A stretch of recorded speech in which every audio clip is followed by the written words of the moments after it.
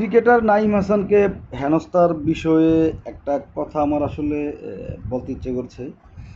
আমরা অনেকেই বলে থাকি যে আমি কোনো অপরাধ করি না, অপরাধে জড়িত হই না, অপরাধীদের সাথে চলি না, ভালোভাবে চলার চেষ্টা করি। তাহলে আমার ভয় কিসের, আমার কিসের বিপদ, আমাকে কেন হেনস্থা করবে, ঝামেলা করবে? তো এই যে আমাদের একটা সরল বিশ্বাস, সরল চিন্তা ভাবনা, এই যে আইনশৃঙ্খলা বাহিনীর কাছ থেকে কোনো হয়রানির শিকার না হওয়ার ক্ষেত্রে এই বিশ্বাসটাতে কিন্তু আজকে একটা চরম আঘাত এসেছে। কারণ জাতীয় দলের ক্রিকেটার নাঈম হাসান, তাকে সবাই চেনে। সে নিয়মিত হয়তো জাতীয় দলে নেই, কিন্তু সবাই চেনে, এটা অবশ্যই সবাই চিনে। পুলিশের অনেকেই চিনে, আবার হয়তো অনেকেই চিনে না। সবাই চেনার অর্থ হলো সিংহভাগ মানুষই তাকে চিনে।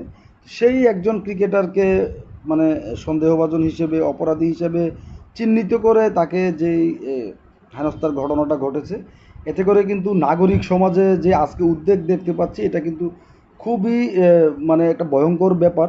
এই যে আমি বলছি যে আমরা কোনো অপরাধ করছি না, অপরাধীদের সাথে চলছি না, সাধারণ জীবনযাপন করছি, আমাদেরকে কেন হয়রানি করবে মানুষ? এই যে আমাদের এই সাধারণ একটা ভাবনার মধ্যে যে আজকে একটা আঘাত এসেছে, এটা কিন্তু অনেক বড় ব্যাপার। তো এক্ষেত্রে অবশ্যই যে পুলিশ বিভাগ আছে, সরকারের দায়িত্বশীলরা আছে, তারা এই বিষয়টা যদি সুন্দরভাবে সুরাহা করে এবং নাগরিকদের যে যে উদ্বেগ, বললাম যে আমি একটা উদ্বেগ প্রকাশ করছি, এইটা নিয়ে যদি তারা কাজ করার চেষ্টা করে এবং সুন্দরভাবে যদি এই বিষয়টা সমাধান করতে পারে এবং নাগরিকদের নিশ্চয়তা দিতে পারে যে অপরাধ না করলে কোনো ধরনের হয়রানি করা হবে না, তাহলে আমার কাছে মনে হয় যে জনমনে মানে একটা আতঙ্কটা দূর হবে এবং স্বস্তি ফিরবে।